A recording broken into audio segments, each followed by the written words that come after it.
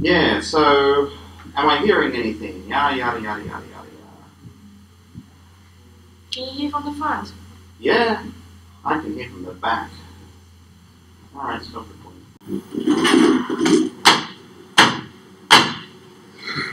Welcome. Welcome one and all to this 2013 ProgSoc AGM. Always, as usual, like to start by acknowledging the Gadigal people of the Eora Nation, the people of whose ancestral land we are holding this meeting tonight.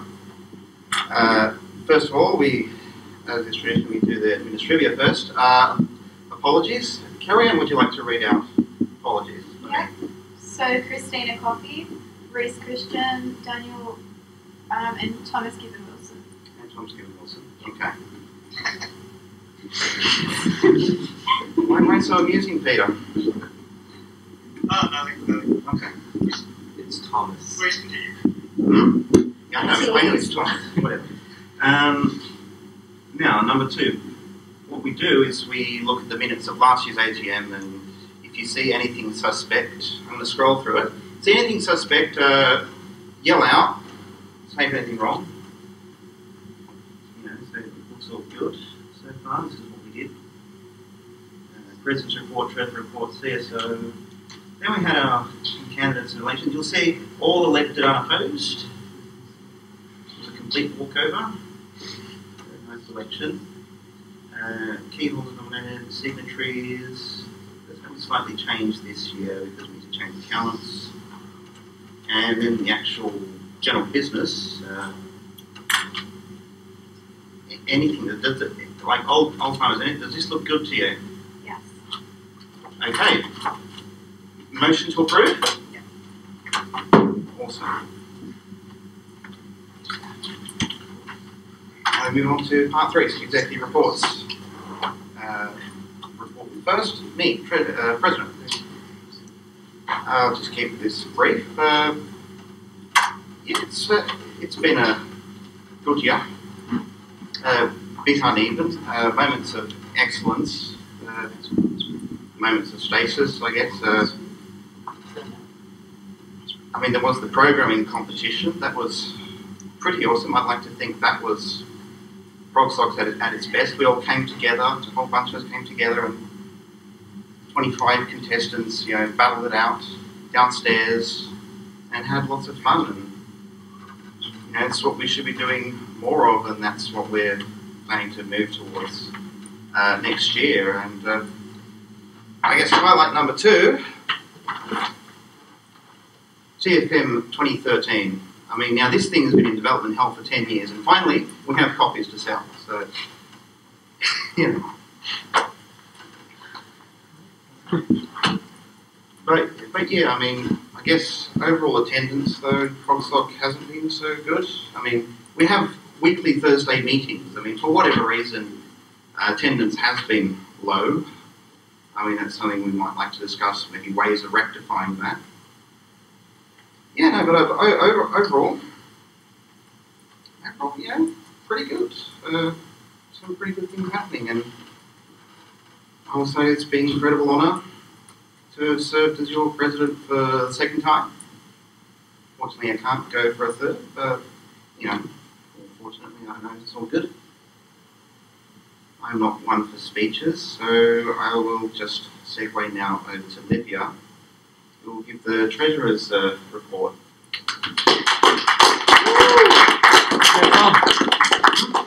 Yeah. Thank you. Cool. So I was Treasurer for last year. So key points, revenue was lower than previous years, but that's because last year the majority of our earnings were actually from, okay, cool. So the majority of last year's winnings were from trivia. So expenses were also lower than the previous year. The main reason for that was because we managed to gain sponsorship for some of our events, so we didn't have to pay for it through our accounts. So we had one capital purchase, which was a fan that you might have seen in the room. And our year-end bank balance is around $3,000, which is basically the same as the previous year. So revenue, bank interest went up, membership fees went up, which I think is really important because that means that we're getting new members, and room soft drink sales went down, which I think is because of what Tom said, room attendance has been a bit lower, but hopefully we will change that. Yeah. Oh yeah, and so you don't know, in our mini fridge, we restock it every week, so there's soft drinks in there and they're $1. I just put $1 into the donation box. Honesty system. Yeah, it's an honesty system. Cool. So that's the percentage of our earnings, mainly from membership fees. The rest are from room soft drink sale and bank interest 1%. But zero trivia. Yeah, we lost trivia to the netballers. I mean, like the year before, we won trivia twice. We won $2,000, you know. Gee. Yeah. It was slaughtered. I guess we'll try better this year, maybe place or something. Yep. So, expenses. So, food for ProgSoc events, the amount we spent went down, which is a good thing because we got sponsorship. Printing costs were up, so that was probably because we did more events. And room soft drink purchases also went down, but that was because demand went down as well. So there are our expenses. The big ones were food, laser tag, which was our end of semester party, printing, and the soft drink purchases. So strategies for 2013. I would like to take advantage of more UTS union facilities and equipment. So I know they have printers. Maybe we could reduce our printing costs if we actually use their printers instead of trying to do it ourselves. We should apply for UTS union grants. So this is what I've already done, the printing of the TFM. So I've managed to put in an application for a production grant, which gives us 50% of our money back.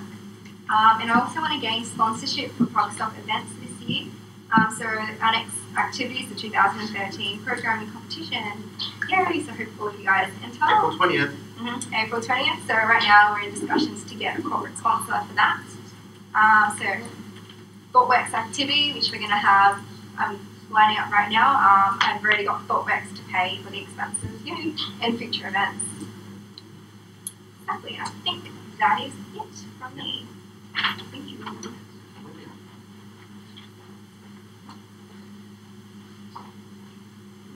And now, of course, we get to Mr. CSO. Is he still awake?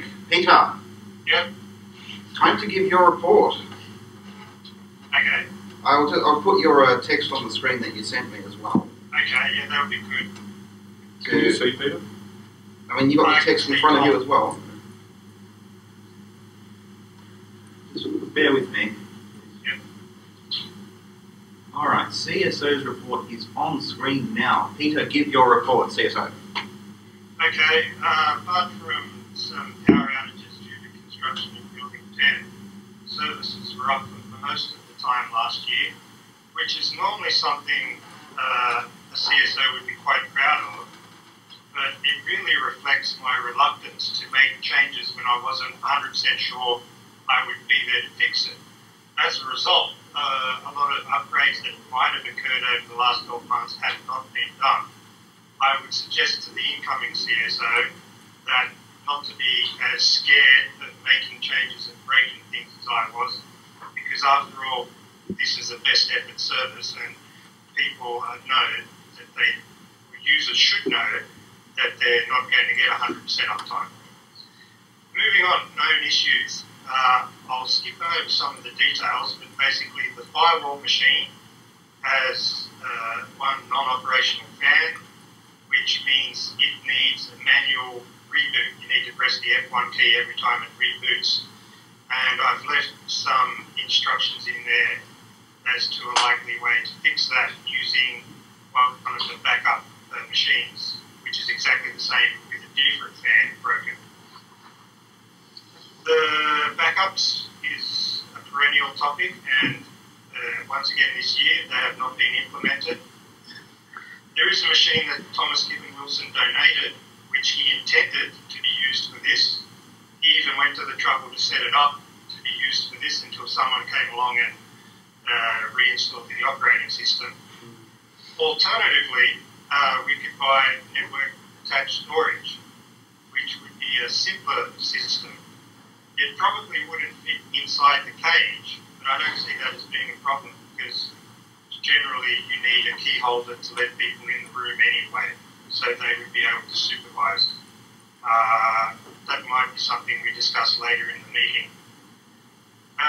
Probably the most important thing that needs to be done is the replacement for the file server crypt, which is a desktop machine. It's 10 years old. Some parts of it, the disks have been replaced during that time. It's nearly full. It's about 90% full, although half of that belongs to just a few users, and the top user is Thomas Given Wilson, which is not so bad because he and the other top users have admin privileges, and so they will be able to clean up if it gets too full and starts to affect services. Nevertheless, it's going to fail sooner or later, or probably sooner, so I recommend replacing it. John Elliott donated a machine which has lots of disks in it and a hardware RAID card, which would be ideal if I could have gotten it to work. I made some effort to try and get it to work and I've left a record of what I've done, and if you can't find it, email me and I'll make sure you get it to whoever tries to fix that. Hopefully you can get that to work, because that would be more than sufficient to answer our storage problems. Operating system upgrades. The desktops should be upgraded because they're out of service, and I think Sean upgraded Rani. Correct. Carly and Lockie need to be upgraded. The servers can stay as they are with just the regular patches. New capability that I added during the last year, there was a remote access networking pod. In late 2011, someone managed to recover a bunch of switches and routers from Cisco that had been linked to us, and I hooked some of those up to do remote networking for my labs, and they work just fine.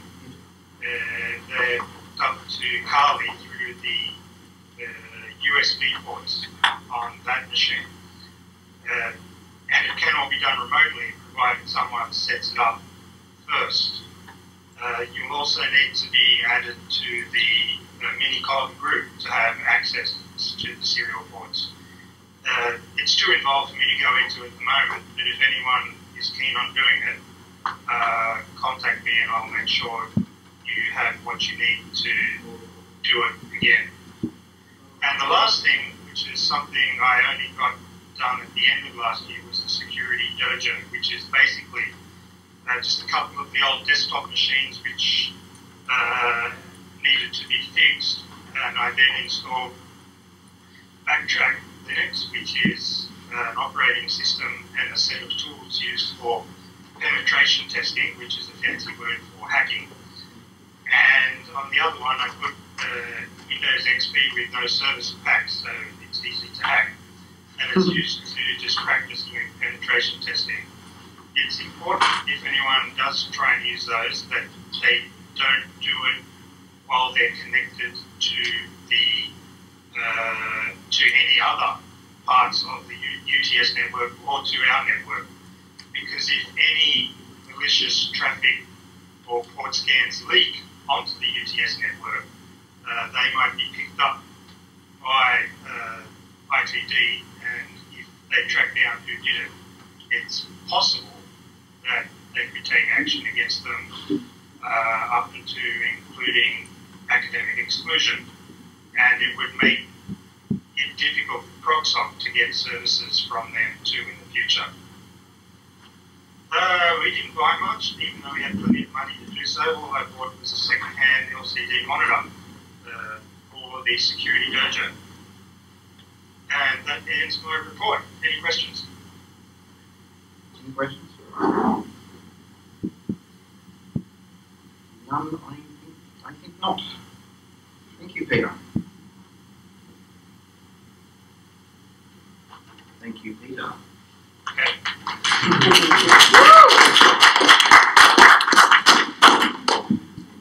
Okay, next on the agenda, don't go away, Peter, you're next as well. The constitutional amendment. basically, here it is. Peter Revland here as well, in the guise of being competitions officer last year, has put forward a proposal to formally create a position, an executive position, for this role. Peter, would you like to explain the reasons behind your proposal? Yeah, I've already written about it on ProgSoc mailing list, but I'll briefly summarise those arguments. First argument is more the merrier. It's something I've had experience of in other groups I've been involved with, is that people tend to get more involved if you give them responsibility, formal responsibility, and by creating the competitions officer role, that's one more person we can get more involved in the club and try and help revitalise it. Second reason is I did most of the organising for the competition last year, and it's a lot of work. And compared to the work I did as CSO, it is comparable, and there's a lot more that it could be done. You could organise other competitions as well as just the UTS one and the ACM Intercollegiate Programming Competition. So that's why some people have suggested that it be merged into one of the other positions, become a duty of one of the existing exec positions. But I move that it be a separate position because there is enough work to justify it being a separate position, and allow the programs, the competitions officer, to focus solely on doing that. And that's basically the summary of the argument. Okay. I'm just going to put the amendment up on the board. Yes, Margaret? Why can't it be a key holder? Why does it have to be an actual exec? Why does it require a constitutional amendment? Why a key holder could perform the role just as well as far as I can tell. Peter, did you hear that? Peter? I can't really hear. I'll just, why can't it be just a key holder position? Why does it have to be executive? That's what Margaret asked. Sorry, can you repeat the question? Why can it not be just a key holder role? Why does it have to be an executive role?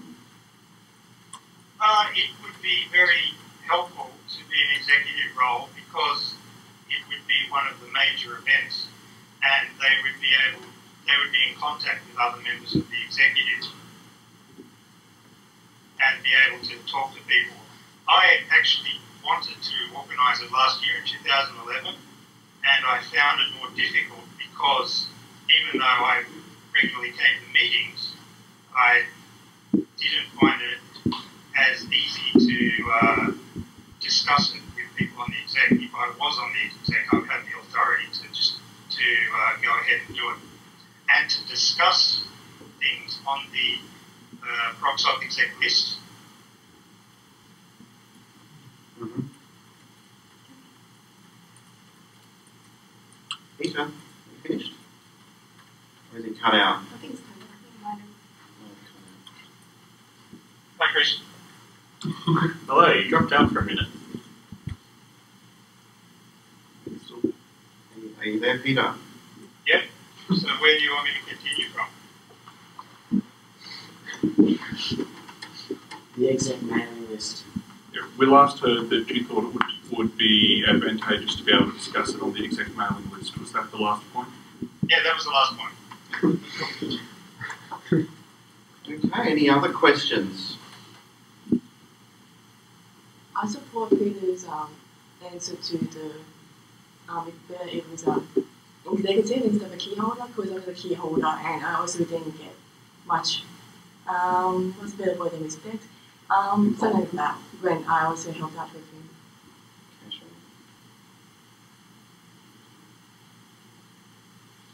Well, anyway, here you can see on the board now, on the mailing list, on that thing, the amendment. I just remembered another question. Another question? As far as I know, there's only one nomination for this. There's also only one nomination for treasurer. Both of them are you. Are you planning on being 2 exec positions if it's treasurer? Oh, I actually nominated Karen for treasurer. Well, regardless, as the point stands, is he planning on taking 2 positions or? No. So. We'll see how it comes. I was nominated for these positions and I accepted them, right? People can accept more than one nomination, right? Yep, so I actually agree with Peter as well. I think, because having been on the exec for a couple of years now, I actually think the more people, better, because sometimes it is quite a large workload and all of us have work and we also have uni. So if we could have more people to help organise these things, it would actually be a lot better. And I can see that we have a lot of new members, and I'm sure one of them, could probably step up and be the competitions officer if they wanted to. And they could actually take ownership. And as we all know, if someone has ownership of it, then they're responsible for it, and they have more of an incentive to actually make sure that something gets done. I would just like to say something to the contrary. Does that suggest that there's a problem within the club which says that if you're not on the exec, then you'll never be given the power to run with something and organise something? Is that something we need to change within the club rather than making more positions? I think that's right. Because I think that when I was meeting with one of the staff members, with Peter, the staff member focused more attention on Peter than me, because I was just a key holder. Is that because you're a key holder though, or like, because something else? It could be my personality. Because Peter probably initiated the conversation with this person, and it could be something else as well. But I'm just listing one example. Okay. I still have to say, is there any reason why it needs to be, why can't you say, right, key holders that are running especially big projects, will give them special access to the exec list for their projects, rather than cram more things into the Constitution? As far as I know, there's no rule that says we can't say, right, you're a key holder, you're running a particularly large project, it would be beneficial if you were part of the exec team, even though you're not an exec member, we'll put you on the list anyway. For example, I'm pretty sure PFY has access to the exec. No, I don't. I did when I was PFY, so you probably should. I do not. Maybe I should change that. Maybe it's over. You can change it yourself. As PFY, you should have access to change that. I have the access. Whether it's appropriate is the question. I would say yes, because I was given access to it when I was PFY. So you're saying that the competitions officer should be a non-executive position I think so, yes. that has access to the executive, but is like a constitutional power. That would make sense. Yes. Yes.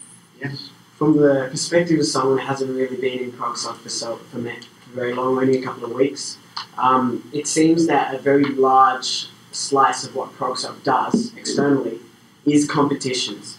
And to the point that the amount of work that needs to be done to engage such competitions and to deal with them, I would say sanctions an executive of. And for that reason, I support the proposed amendment. Right.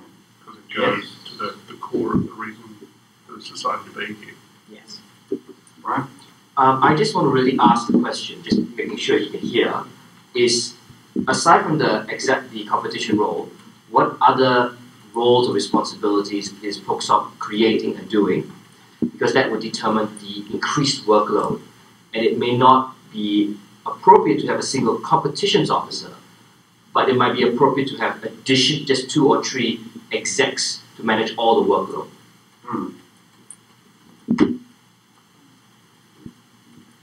I think just sort of ministers without portfolio. Well, I mean, I haven't been here for a long time. Aside from the competitions, what I'm supposed, Tom has asked me to come and talk about, I do not know what else you guys are doing. If you end up doing 20 things tomorrow, for example, do you think a single competition officer is going to cut it? So I just rather say, list out everything that we're doing and figure out how many people we actually need. One advantage to not making it an actual exec position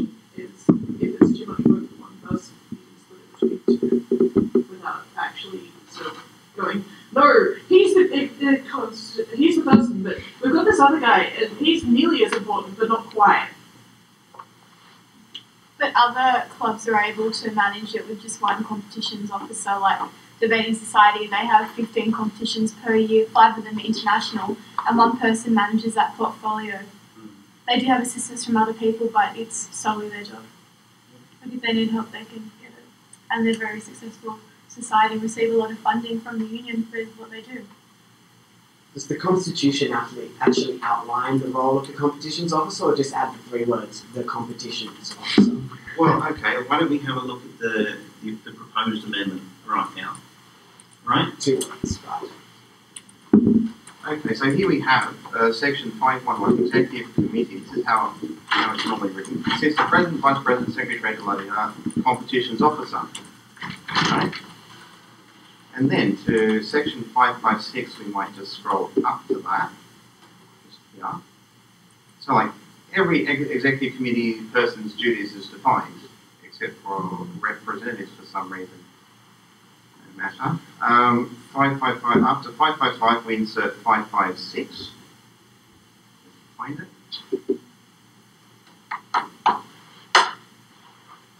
There we go. Okay, basically Peter's put forward 2 versions of what 5556 could be.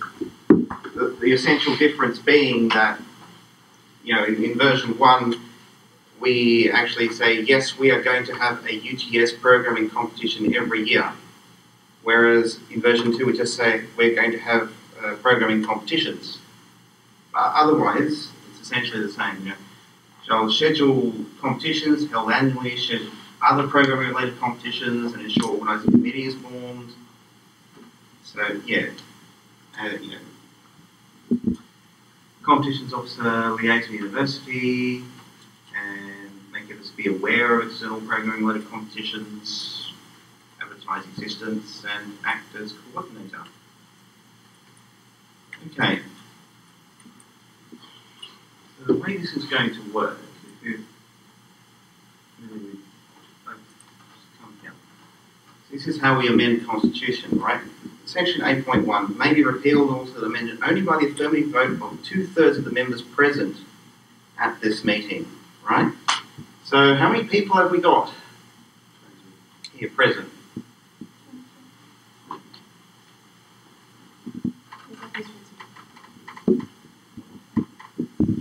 Peter count? Sorry? Does Peter count? Peter counts. Are you here, Peter? Yeah, I'm still here. Okay. So how many financial members is that? 21. He counts as 21. As long as everybody in the room is paid. 21. So for a resolution to pass, you need 14 affirmative yeses. I mean, yes will mean, I'll ask all those for, all those against. You raise your hand, we count hands, and say if the motion is passed or rejected. You just go back. How are you handling the alternatives? Well, we're really voting on 2 things. Vote for version 1 and vote for version 2. Version 1 with the sanctioned competitions, version 2 without. You're not going to vote for yes, we do it, or no, we don't, and then if we do it, pick one of these 2. You wish to do it that way? Yeah. I think that would work better. Okay.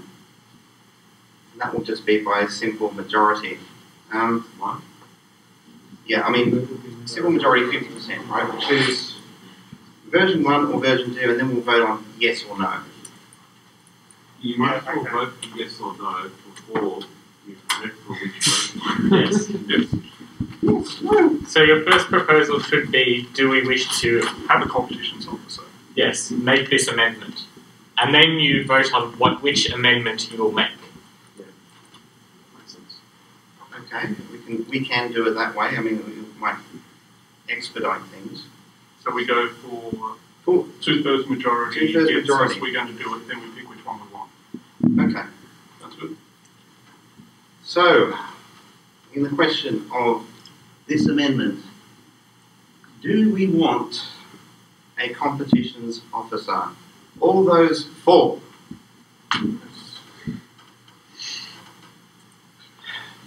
How many is that?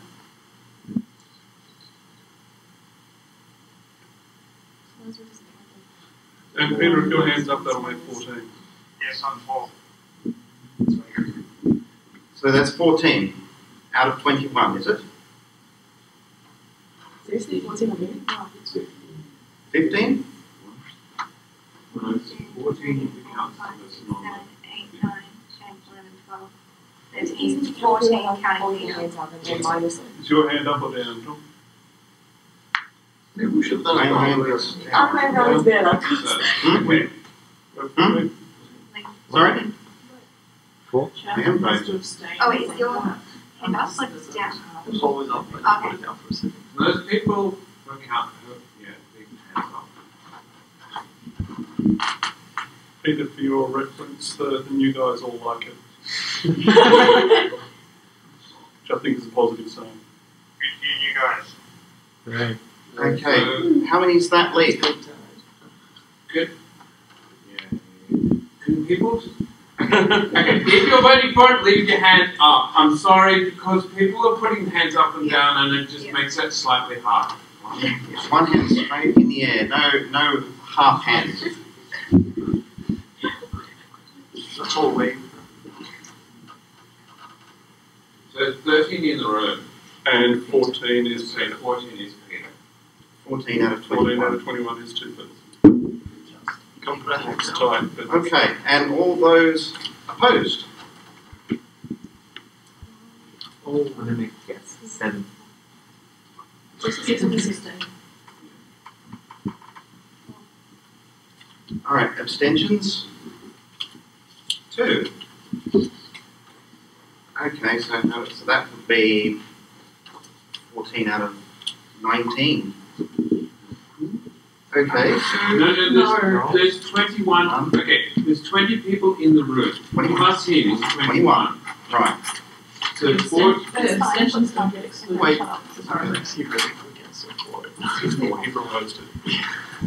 Okay, so 14 yes, 5 no, 2 abstentions. There's that, add that to the record. Very well, then we shall proceed. Okay, which version do we want? Version 1. All those 4. Remind us what the difference between The difference with version 1 and is we have And put the gavel down so it's going to break something. Just put it down. put it behind me. I can't hurt anyone. That's your word. Are you sure it's Okay, good? on the floor. Correct. I'm abstentions. Sorry, I'm abstentions. Right. Okay. Version 1, version 2. Version 1 is we have a sanctioned UTS programming competition. What was that? So version 1 is strict. We will have a competition every year. Version Yes. 2 is we have an officer who is responsible for trying to organize it. Yes. I love how you say thank you. It was really, really good to have the competition last year. We got a lot of attention, we put a lot of people in. It was very, very positive for the club. And it made us much more visible as well as doing what we're here for. Hmm. I'd like to see the UTS programming competition actually happen.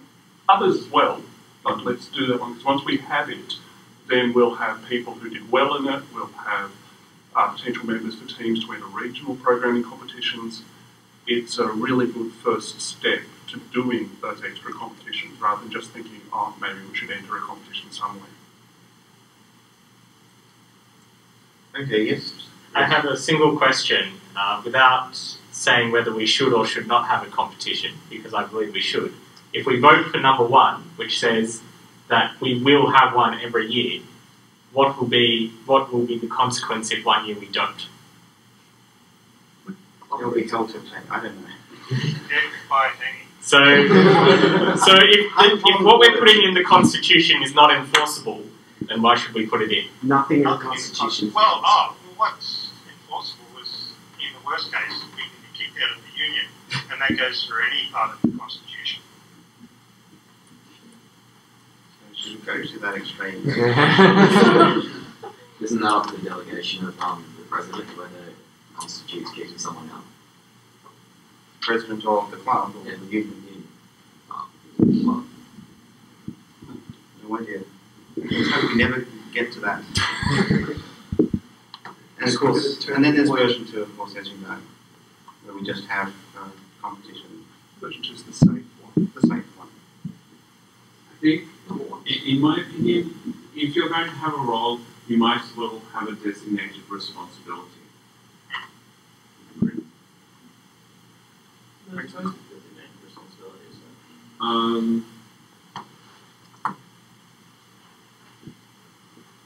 Yeah, the first one, it's pretty clear to them what it is they've got to do. You've got to run the UTS programming competition. Congratulations, welcome to the role. That's what you're going to be planning for. What if, for instance, there was insufficient funds to run the competition? Or Have we got lots of money? Yes, and so just an idea. For the next and we few can years, get yes. Yeah, but like, sorry. just looking towards the future, let's say 1 year, okay, we run into some membership trouble and we can't get enough funding across. The union can support us. I think there's something like this funding will be a problem. Even if there was no money, the problems are all written by volunteers in the club. And the only real expense we would have would be food on the night and maybe some drinking costs. Yeah, I think it's I'm expensive. sure people in the club can volunteer some spare cash to cover the minimum costs that will be involved. The biggest cost is really people's time. Just following his line, what about our external influences? Like, what if there is no days free to have these programming competition? Like, something like that. It's a whole year. What if there's another 2030? Highly unlikely. There are 365 days. So, You put them on weekends. That works well. I follow off what Chris said, that why put it in the Constitution if it's not something that can be enforced? Well, that's the same for all constitutional elements. But you know, most of the constitutional elements is a bit, like, it makes, as much as I think there should be an annual one, and I think it, you know, they should be expected to, I think it's hard to enforce it unless you put in there like if they don't have an annual programming competition, they're barred from being re-elected or something. Just disapprove of them or what? Yeah. There are a lot of state laws and federal laws which are hard to enforce and indeed go unenforced. Does that mean they shouldn't be on the books? Yeah. It's just part of what we do. We enforce it as well as we can. Is that it?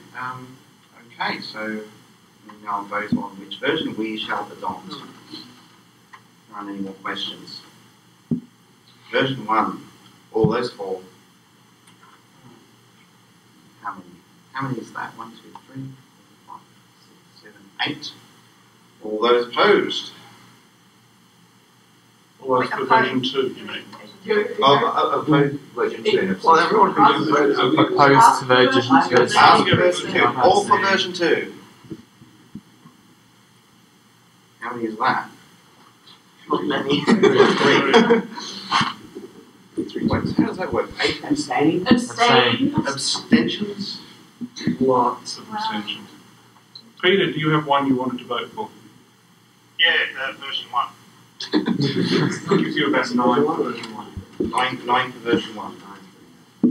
So 9 out of 21 for version 1. Yep. Alright, for version 2 then. All for version 2.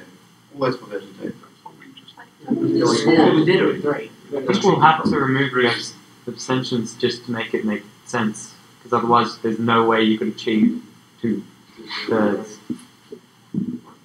You have to get rid of abstentions, everyone has to vote. Almost half the people abstain.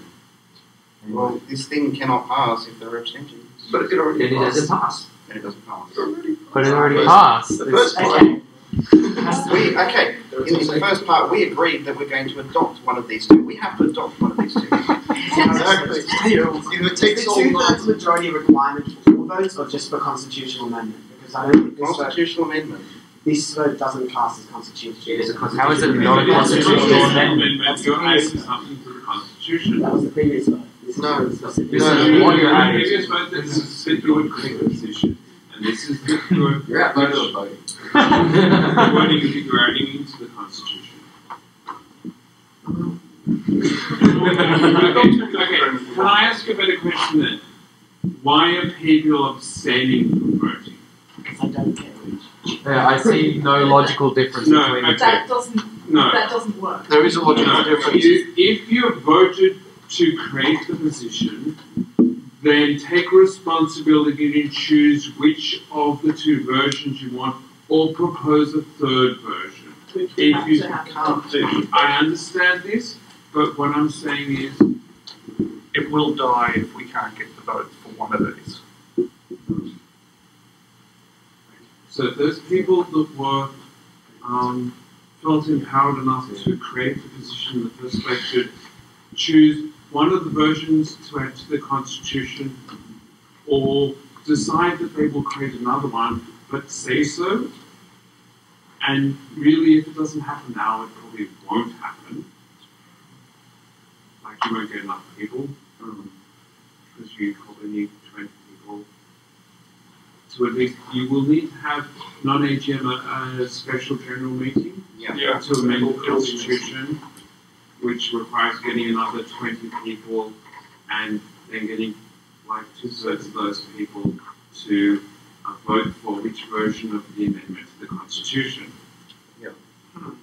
Okay, so those people who are abstaining, who decide that they want the position, need to decide now which version they want and not abstain.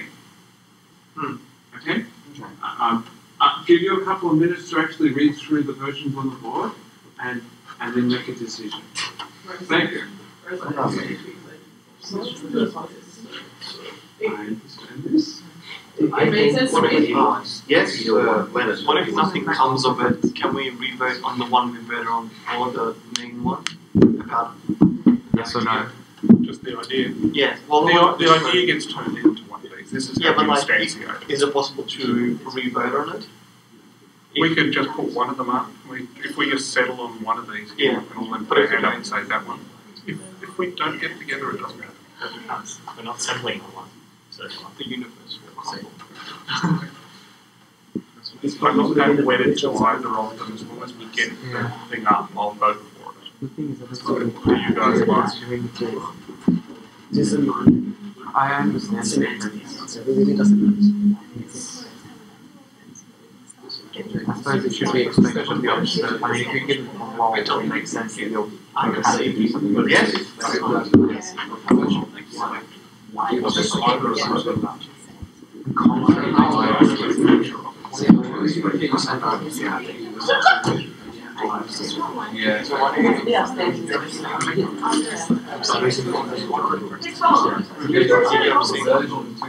We'll get to that in a moment. Wait, you chose one of the different two. We will elect with the council after this business. I think version 1 version probably more sense. I suppose that you expect the person who's giving you the executive role to create competition every year. It would make sense that he is constitutionally expected to, as well as socially targeted. Right now,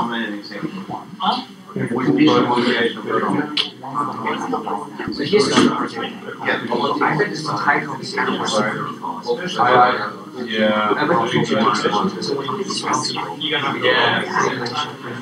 it's not so smart or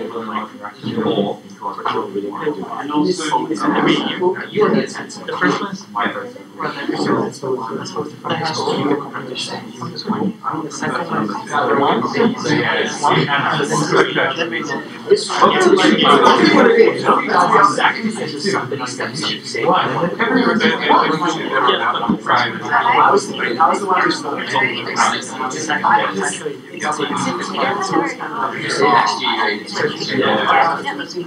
I suspect they need to vote everyone goes, yeah, it's the same competition officer, they didn't do last year. I think it's a constitutional problem. With their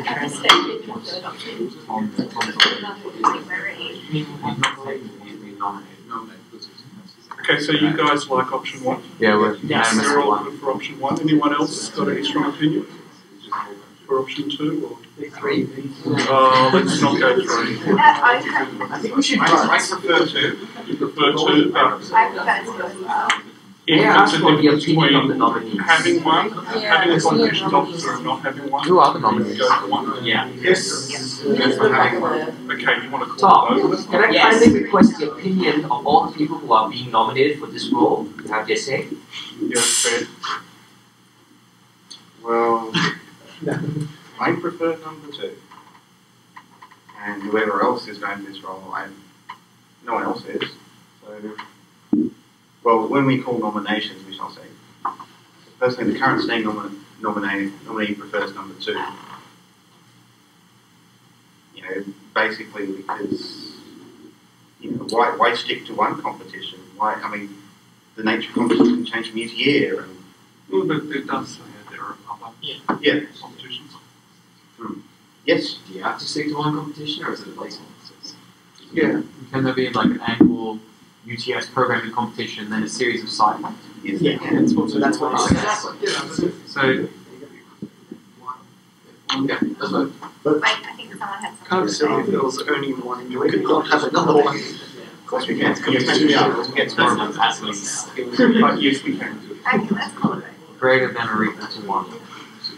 Yes. Alright, we shall call the vote now. All to order, thanks. All those for version 1 and thus against version 2, raise your hands. One hand limit. How many is that? Got a hand up, Peter? Yep.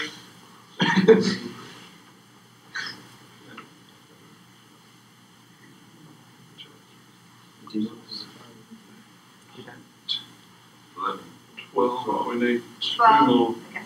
13. One more. Olivia, okay, we got 14. 14. There we go. So 14. Raise, please put your hands down.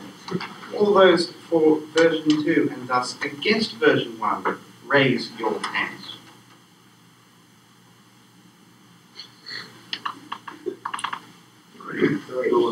Three. Still 3. Abstentions. 4.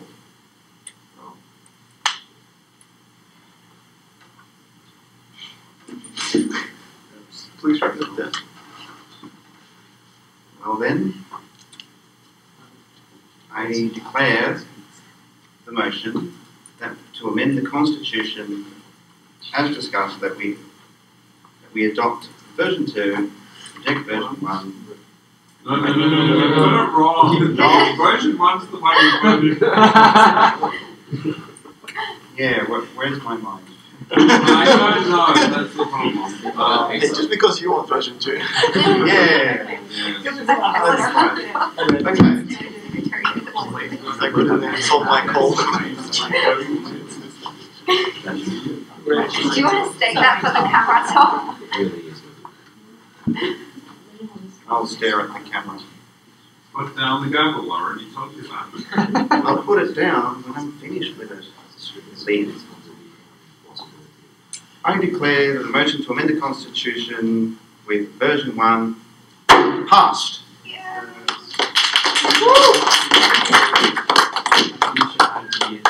That's the end of that.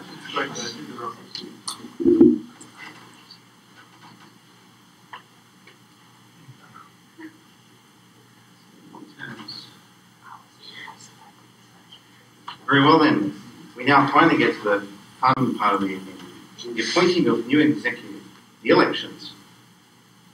And let's just, before we continue, let's have a look at the current candidates here. Before we go any further, do we have a returning officer appointed and were there any proxy votes this year? Proxy votes. You got one. Yes.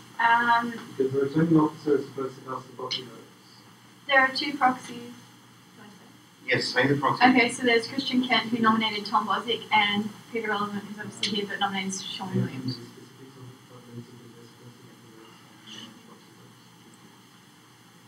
Very well then, so any nominations for the returning officer? Really, it should have been organised before now. What? I nominate Sean to be returning officer. Sean for example. Is it just council? Yeah. Yeah, I can do that. I second. I accept the nomination. Okay. So, yeah, could you please come up here?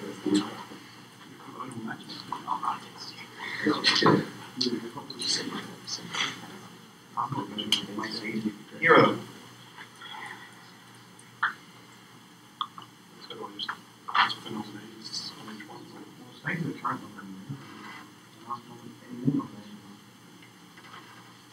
All right, for president, we have Olivia Lamb, who is nominated by Jenny and seconded by Thomas Gibbon Wilson.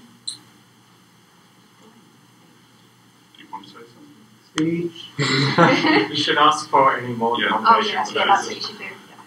But do we have any other nominations for the position?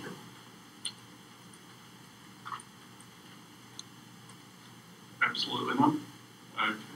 Would you like to make a speech? I've been, Yes, you do. I've been with ProgSoc for a couple of years now, so I know how it works. So last year I helped to organise a programming competition, which was quite successful, I think. So I've also been involved with organising a lot of other activities as well. So we have the IntelliPaper. So we do heaps of stuff. We did a lot of stuff. What are you going to do next?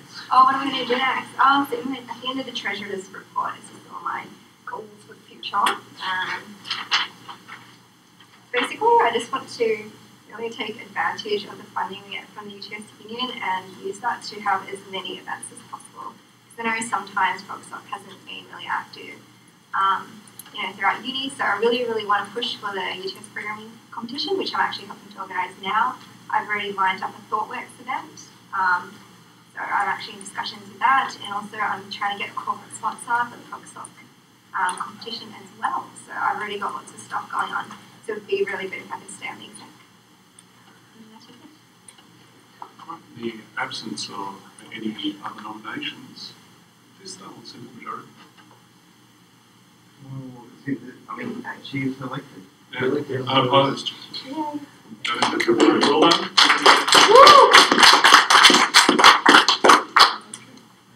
For the position of Vice President, we currently have one nomination, which is Jenny. Would anyone else like to nominate a candidate? Jenny,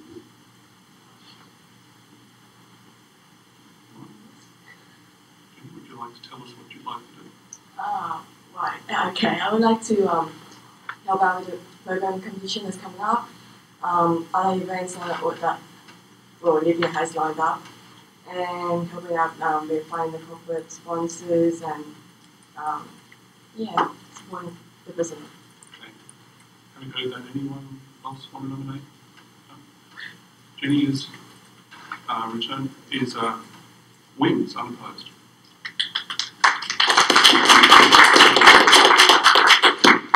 Now, for secretary, we have Tom nominated, who is also the only nominee for competitions officer.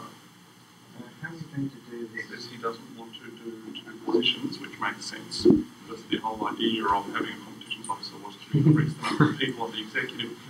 So we either need additional nominees for the competitions officer or the secretary. The secretary is a good role to do to get yourself involved.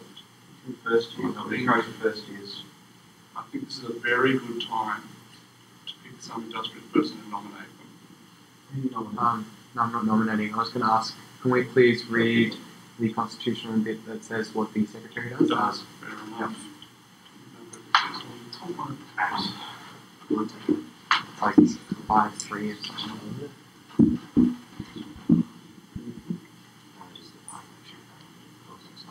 Right, here. 553, secretaries. Secretaries shall keep a record of all businesses transacted at all meetings, as Kerry-Ann is doing right now. Conduct all correspondence, carry the directions of the executive committee, and keep a register of all members. You don't have to be particularly technical, just a little bit organised, and you will be deeply involved in society. Nothing else looks good on a resume. I nominate Jacob Dunk. I second. I'll do it. Could you give your names to our current secretary? Sorry? Our nominee, what is your name? I'm Jacob. Done. Sorry, our nominating party. It's already accepted. Yeah, but we're going to put this Yes, in 30 minutes. I think they wrote it up. What is Nominator, what is Tom. Tom Donetto. Donetto. And our second. Mohammed. Mohammed, M-I-H-A-M-E-D.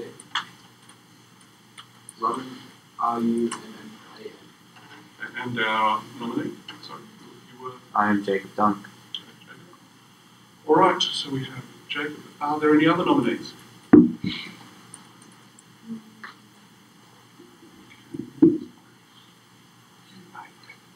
So is that all for nominees right now? Okay, so the people who have just been nominated, let's give you some time to think of why you would want to, I don't know, make a speech or something. Pizzas here, so I just need a couple of volunteers to come down with me and grab some pizzas. It's too late. Totally. It's okay for you. It'll be great. Okay, hang on, don't all go. Wait a minute. Press stop now. Can I